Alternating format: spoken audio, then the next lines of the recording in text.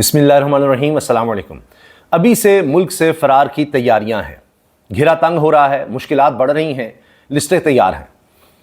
इस सब पर मैं आपके सामने कुछ हक़ाइक़ रखने वाला हूँ। अभी आपने हाल ही में वीडियो देखी हो अगर, जो बड़ी वायरल हुई, बिलावल चुरंगी की, कराची से। वीवीआईपी प्रोटोकॉल लगा हुआ है जी। लोग तंग हैं, परेशान हैं, सड़कें बंद की हुई हैं कि यहाँ से गाड़ियाँ गुजरनी हैं, वही दर्जनों गाड़ियाँ। लोगों के सब्र का पैमाना लबरेज हो गया।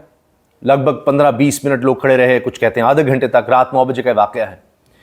और फिर लोगों ने वो हिसार तोड़कर सिक्योरिटी का आगे बढ़ना शुरू कर दिया। मोटरसाइकिलें, गाड़ियां आगे आ गई। अच्छा, अब वो जो प्रोटोकॉल वाले आ रहे थे, वो गाड़ियां आ रही थीं और फराटे भरती गुजर रही थीं। अचानक उन्होंने लोगों को रोकने की कोशिश की कि आमने सामने आएंगे, ये कैसे आ गए, ये कीड़े मकोड़े किस तरह से इधर आ रहे हैं। लेकिन फिर जब देखा कि लोगों की तादाद बढ़ती चली जा रही है, तो कुछ तो गाड़ियां गुजर गई, कुछ ने जान बचाने के लिए दूसरा रास्ता इख्तियार किया। ये वीडियो बड़ी वायरल हो गई है। अब सिर्फ अवाम के सब्र का पैमाना लबरेज नहीं हुआ, ताकतवरों के सब्र का पैमाना भी लबरेज हो गया है। एस्टैब्लिशमेंट बिल्कुल भी खुश नहीं है। पहले बारी पीपल्स पार्टी की आ रही है। पहले मैं क्यों कह रहा हूं, इस पर मैं बाद में आऊंगा कि नून लीग की बारी बाद में किस तरह आएगी। अच्छा, अभी हुआ यह है कि लिस्ट तैयार है और ये लिस्ट गर्दिश कर रही है। जिन लोगों के इस लिस्ट में नाम हैं उनको भी इसका पता लग रहा है। लिस्ट भी बड़ी तवील है। इसमें फ्रंट मैनों के नाम हैं, पीछे क्या क्या हो रहा है, किस तरह से ठेके लिए जाते हैं, ज़मीनें हैं वो किस तरह हथियाई जा रही हैं, क्या क्या किस तरह हो रहा है, बाहर से चीज़ें मंगवाना, फिर जो स्कीमें बन रही हैं, सरकारी स्कीमें, उनमें क्या क्या हो रहा है। इस लिस्ट में नाम हैं और सारे बड़े परेशान हैं। अब हो ये रहा है कि अभी एक हालिया दौरा हुआ है अहम मुल्क का, उसमें भी कुछ दो शख्सियात थीं, वो भी इस लिस्ट में कहीं ना कहीं हैं। और अभी वो परेशान इतने नहीं हैं जितने उनके फ्रंट मैन हैं, क्योंकि पहले बारी उनकी आ सकती है। तो लिहाजा वो तो जा रहे हैं मुल्क से। आने वाले दिनों में मुल्क से फ़रार का रास्ता इख्तियार करने वाले हैं कि जब तक हालात अच्छे नहीं होते तब तक हम वापस ना आए। अभी मसला ये है कि पहले सबसे सेफ़ जगह थी यूएई, लेकिन अब समझा जा रहा है कि यूएई की भी हालात इतने अच्छे नहीं हैं, तो यूरोप जाना है, कहाँ जाना है जहाँ हम स्टे कर सकें ज़्यादा अरसा और फिर वापसी आसान ना हो, यानी अगर हमें ज़बरदस्ती बुलाने की कोशिश होती है वो भी ना हो। तो लिहाजा हुकूमती शख्सियात तो परेशान हैं। ये भी मैं आपको सिंध की बात बता रहा हूँ। पुलिस अफसर भी हैं, वो भी बहुत ज़्यादा परेशान कर रहे हैं कि क्या क्या किया जाए, किस तरह से निकला जाए, अब कहाँ जाएं, क्योंकि लिस्टें हैं और इन लिस्टों के हवाले से अब खबर बड़ी गर्म है। तो परेशानियां बढ़ रही हैं और आने वाले दिनों में आपको ये सब नज़र आ जाएगा। एक होता है ना, एक खबर होती है ये हो गया जी, तो अभी तो ये लिस्ट आ रही है, अभी आपको नाम भी आ जाएंगे कि फ़लाँ भी चला गया, अच्छा ओहो फ़लाँ चला गया है, शायद आहिस्ता आहिस्ता नाम भी सामने आने लग जाएं। और अभी इस हवाले से परेशानी इसलिए भी बढ़ रही है कि मामला दुरुस्त करने की जितनी कोशिशें हुई हैं वो अभी तक कारगर साबित नहीं हुई। अच्छा, वुज़रा के ख़ास दोस्त हैं, वो कहते हैं कि जब तक हालात बेहतर नहीं होते हमने नहीं आना। अब इनमें फ्रंटमैन होते हैं जिनके नाम पर चीज़ें होती हैं, उनके नाम सामने आ जाते हैं, बहुत कुछ है। कुछ पहली वीडियोस में मैं आपको बता चुका हूँ सोलर पैनल के बारे में, जो सारा स्कैंडल आया है। फिर आप अगर देखें बहरिया टाउन के बारे में, ज़ाहिर है वो भी ज़मीन सिंध में ही, गवर्नमेंट भी पीपल्स पार्टी की वो दी गई।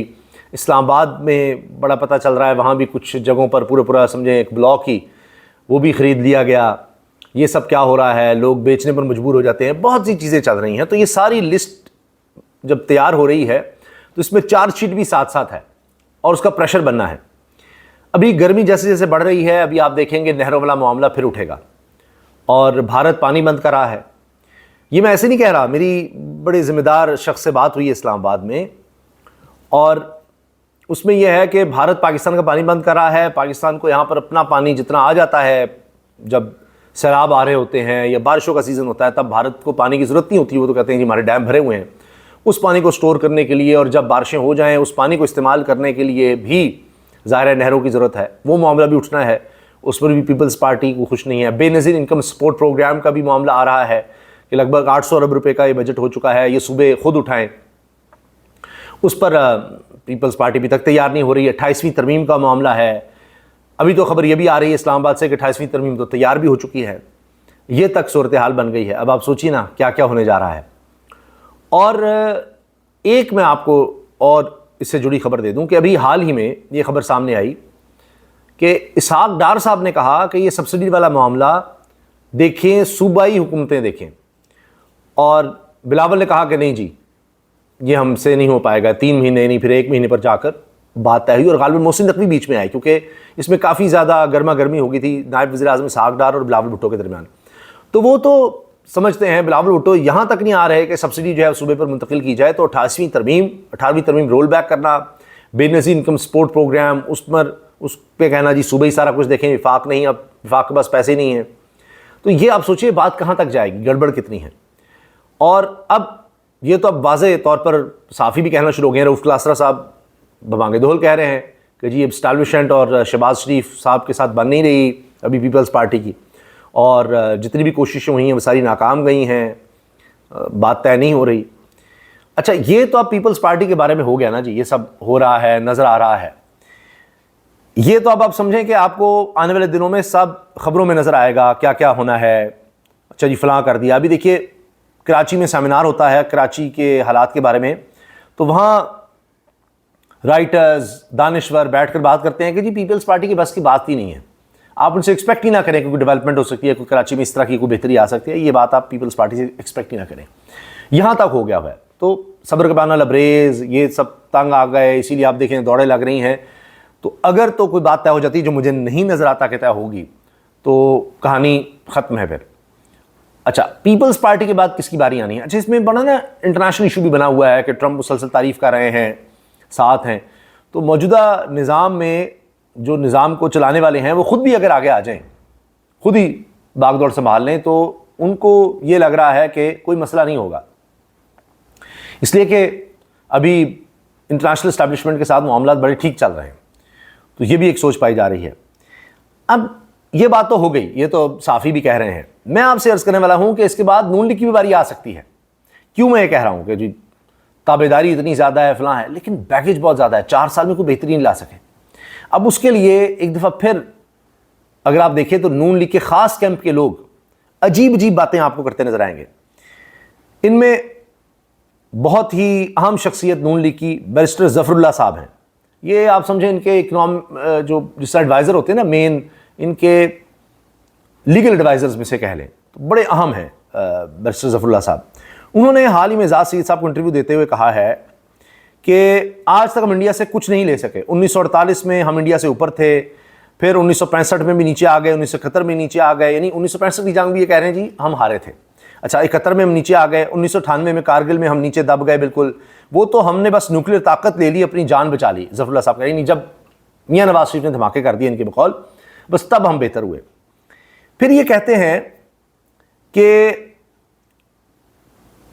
अभी तक जब भी सिविलियंस का एस्टैब्लिशमेंट के साथ, सिविलियन सुपरमेसी की बात करें या सिविलियन लीडरशिप की बात करें, एस्टैब्लिशमेंट से टाकरा हुआ है, तो हमने सिविलियंस का नुकसान ही किया है, यानी सिविलियन सुपरमेसी का नुकसान किया है। तो लिहाजा साथ चलना चाहिए। और जुल्फ़िकार भुट्टो मेरे लिए बड़े हीरो हैं, सब है, लेकिन उनको बात मान जानी चाहिए थी, उनको कॉम्प्रोमाइज़ कर लेना चाहिए था, तो ज़्यादा पाकिस्तान के लिए बेहतर होता। अब ये शिकवा शिकायत क्यों कर रहे हैं? मसलन ये कि जी हमारे साथ तो अदलिया और एस्टैब्लिशमेंट ने बड़ी ज़्यादती की मियाँ नवाज शरीफ के साथ, खान को बड़ा अच्छा मौका मिला था, एस्टैब्लिशमेंट और अदलिया उनके साथ थी, उनको डिलीवर करना चाहिए था, वो नहीं कुछ कर पाए। यानी इसका मतलब यह है कि वो अब की बात ही नहीं कर रहे हैं। मियाँ साहब के साथ बड़े जुल्म होते हैं, ज़्यादती होती रही है। आप समझ रहे हैं? अभी से एक माहौल बना रहे हैं कि हाँ जी हमारे पास तो सिविलियन सुपरमेसी नहीं थी, फ़लाँ नहीं था, ये नहीं था, वो नहीं था, हमारे ऊपर ना डाला जाए। अब इन सब बातों में इंटरव्यू में यहाँ तक कह गए हैं कि नवाज शरीफ परवेज़ मुशर्रफ के खिलाफ गद्दारी का मुकदमा बनाने में दिलचस्पी ही नहीं रखते थे। बैरिस्टर ज़फ़रुल्लाह साहब ने कहा। एजाज़ सईद हैरान हो गए, उन्होंने कहा नहीं वो खुद कर रहे थे परवेज़ मुशर्रफ के खिलाफ। नहीं, उनका मियाँ साहब तो चाहते ही नहीं थे। यहाँ तक है। अब मियाँ साहब को भी दिखाना है कि काबिल कबूल हो जाएँ। शिकवे शिकायत भी हैं और ये भी कि जी हम भी ताबेदारी करने के लिए तैयार हैं। अच्छा, अब इस पर यानी बैरिस्टर ज़फ़रुल्लाह के इन कलमात पर, इन जुमलों पर साकिब बशीर साहब लिखते हैं, तारिक जहांगीरी केस में अदालती मुआविन बनने वाले और इमरान खान का एक्स अकाउंट बंद कराने में दरख्वास्त गुजार के वकील बहुत कुछ कह गए। यानी आप देखें, तारिक जहांगीरी साहब को जाली डिग्री में निकालना था, वहाँ पर अदालती मुआविन बन गए। खान का एक्स अकाउंट बंद करवाना है, उसमें दरख्वास्त गुजार के वकील हैं और बातें ये कर रहे हैं कि जी सिविल सुप्रीमेसी होनी ही नहीं चाहिए, ये हो ही नहीं सकती, नुकसान होता है, फलां होता है। तो ये शिकवे शिकायत अब क्यों? ये बताने के लिए कि जी हम तो इन पावर हैं ही नहीं, जितनी है बस इसे गुजारा करो ताकि हमारे ऊपर बात ही ना आए, ये सब कहा जा रहा है।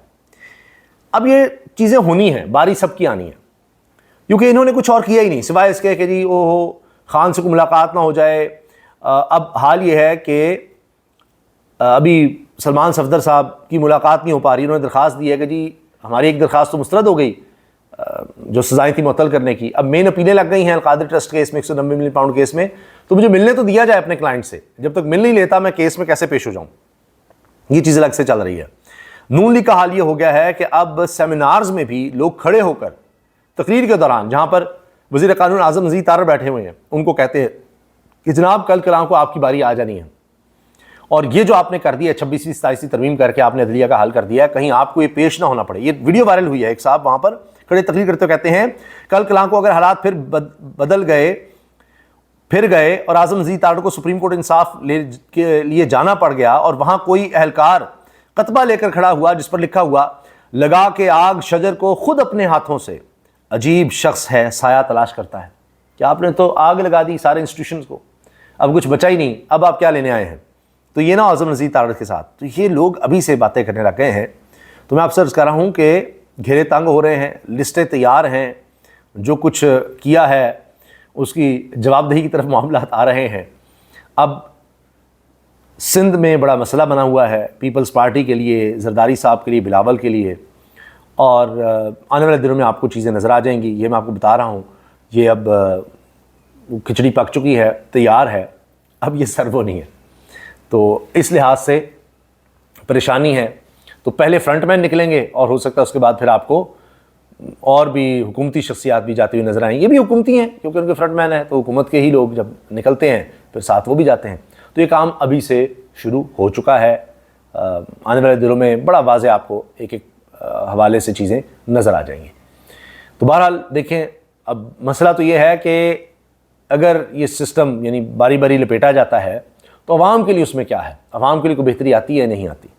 और अगर इसमें कोई वापसी हो जाती है, इसके अभी तक कोई इम्कानात नज़र नहीं आ रहे कि पीपल्स पार्टी को दोबारा कोई स्पेस मिल जाए, क्योंकि वहाँ से उस तरह ताबुन नहीं मिल रहा। तो अगर वापसी हो भी जाती है फिर भी अवाम के लिए क्या है? अवाम तो पिस ही रहे हैं। यहाँ तो रिलीफ यही मिलता है कि 1 पैसे का आपको यूनिट में हमने रिलीफ दे दिया है। ये तो यहाँ पर हाल है। इजाज़त दीजिए, अल्लाह हाफ़िज़।